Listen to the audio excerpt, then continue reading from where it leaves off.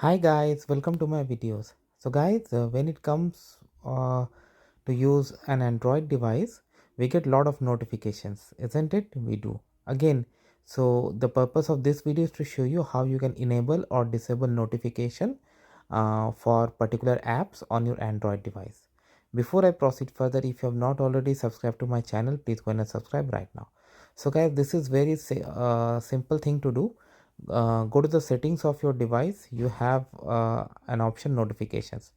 Tap on it and you see there's an option for app notifications. Okay, now here you will see all the apps, okay, that you have and notifications on or off. Okay, so if you want notifications to be enabled for a particular app, enable it. You want to disable it. It's totally up to you how you want to do it. So that's how simple it is guys, and I hope you're gonna like it. So thanks for watching the video.